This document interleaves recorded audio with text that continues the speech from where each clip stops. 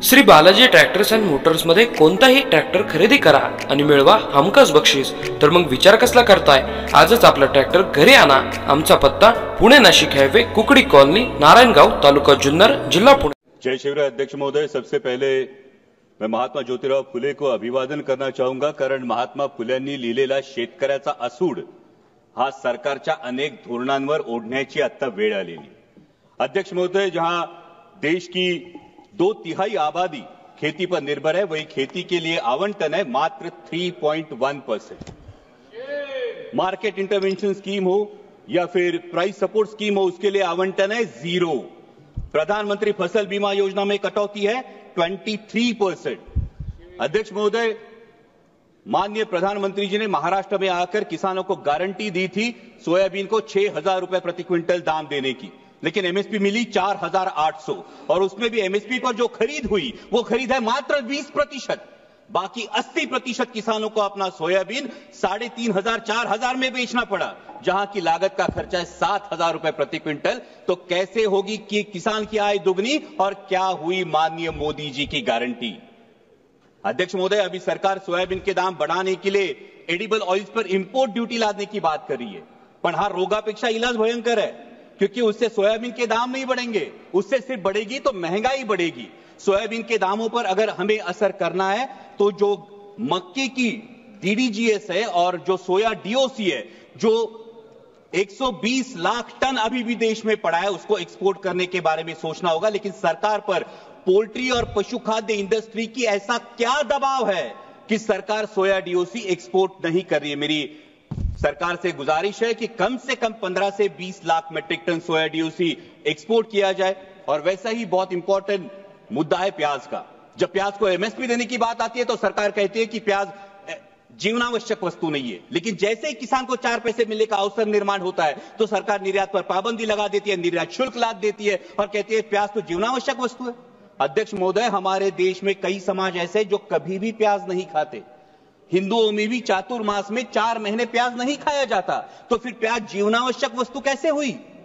अध्यक्ष महोदय, अगर ग्राहक को एक औसतन अगर कंजम्पशन देखें तो 5 से 6 किलो औसतन कंजम्पशन होता है। 60 रुपए किलो में भी अगर प्याज खरीदना पड़ता है ग्राहक को, तो भी सिर्फ 300 350 रुपए उसका खर्चा होगा, जो आपके मोबाइल रिचार्ज से भी कम है। इसलिए मेरी सरकार से मांग है कि प्याज पर हमेशा के लिए निर्यात पाबंदी हटाकर जो 20% निर्यात शुल्क है उसे अविलंब रद्द किया जाए और प्याज को एमएसपी के दायरे में लाकर 3,000 रुपए प्रति क्विंटल का दाम सुनिश्चित किया जाए। वैसे इस बजट में बहुत सारे मिशन का अनाउंसमेंट हुआ, लेकिन बहुत सारे मिशन के बारे में नाव सोनू भाई आणि हाथी कथलाचा वाड़ा है, क्योंकि कथनी और करनी में बहुत अंतर दिखाई देता है। जहां पल्सेस में देश को आत्मनिर्भर होने की बात की जाती है, वही अभी किसान मार्च अप्रैल मई में चना बेचने के लिए मार्केट में आएगा, लेकिन सरकार ने पीले मटर का 31 लाख मीट्रिक टन आयात की है। ये पीला मटर खाने के लिए नहीं, बेसन में चने की जगह अडल्ट्रेशन के लिए यूज होता है और चने के दाम गिरा देता है। अभी भी 31 मई तक आपने पीला मटर का जो इंपोर्ट है, ये खुली आयात को परमिशन दे दी है। और अभी जब एक बार हम कह रहे हैं कि पल्सेस में आत्मनिर्भर करना है, वही 67 लाख मेट्रिक टन पल्सेस हम आयात कर चुके हैं। तो हम आयात आत्मनिर्भर किसे करना चाहते हैं, हमारे देश के किसानों को या ऑस्ट्रेलिया, रूस, टर्की, म्यांमार के किसानों को हम आत्मनिर्भर करना चाहते हैं। वैसा ही अहम मुद्दा है mission on vegetables and pulses. बहुत अच्छी बात है, लेकिन इसके लॉजिस्टिक, कोल्ड चेन और स्टोरेज के लिए क्या प्रावधान किए जा चुके हैं। आज मेरे नारायणगांव में टमाटर किसान को बेचना पड़ता है सर 4 से 5 रुपए किलो में, और शहरों में ग्राहक खरीदता है 20 से 25 रुपए किलो में। इस मुनाफे पे क्यों कोई भी नियंत्रण नहीं है, और इसका कारण है ये बिचौलियों की श्रृंखला। इसके बारे में सरकार को विचार करना चाहिए। वैसा ही अहम मुद्दा है प्रधानमंत्री फसल बीमा योजना, जो योजना बार बार किसानों के लिए कम और बीमा कंपनियों के लिए ज्यादा फायदेमंद साबित हो रही है। इस साल का प्रीमियम है सर 10,000 करोड़। बीमा कंपनियों को जो प्रीमियम मिला है वो है 10,000 करोड़ का, और नुकसान भरपाई का जो भुगतान है वो है मात्र 680 करोड़, 7% से भी कम। और सभी नियम सिर्फ किसानों के लिए। बीमा कंपनियां तो कोई नियम फॉलो ही नहीं करती। इसका मतलब योजना किसानों के लिए, पैसा सरकार का यानी टैक्स पेयर का, और भला हो रहा है बीमा कंपनियों का। इसे मराठी में कहते हैं आंधळ दळतंय आणि कुत्रं पीठ खातंय।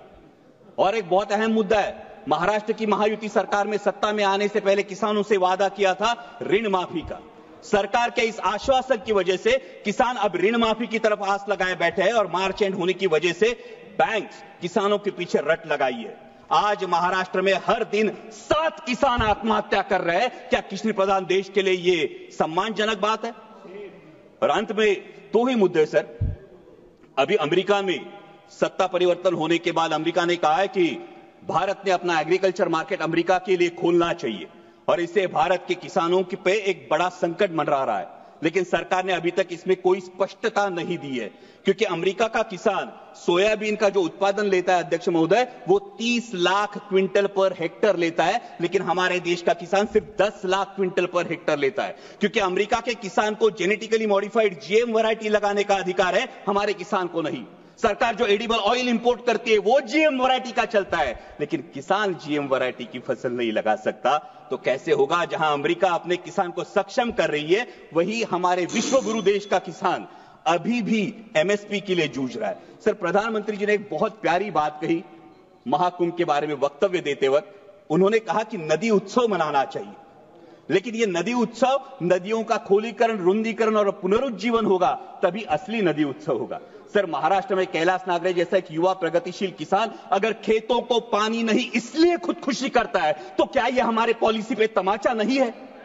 सर, आज हर कोई बहुत सारी चीजें खोदने की बात हो रही है, लेकिन डैमों में जो मिट्टी जमा हुई है सर, 30 से 40% कैपेसिटी हर किसी डैम की कम हुई है। शायद उत्तर भारत में इसका प्रमाण और ज्यादा होगा, लेकिन इसकी मिट्टी खोदने का कोई प्रावधान अब तक किया नहीं।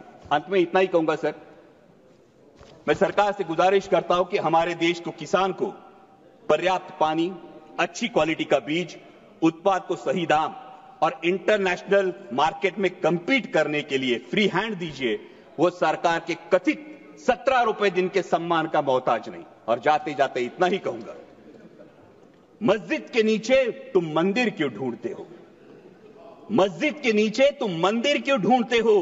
भविष्य की ओर देखो, तुम इतिहास पर क्यों लड़ते हो? ठीक है, धन्यवाद। वो लड़ाएंगे भड़काएंगे, वो लड़ाएंगे भड़काएंगे, लेकिन राष्ट्रहित का रुख तू कर, किसानों के हित में हमेशा इंसानियत की बात तू कर, इंसानियत बात तू कर। जय शिवराय, धन्यवाद।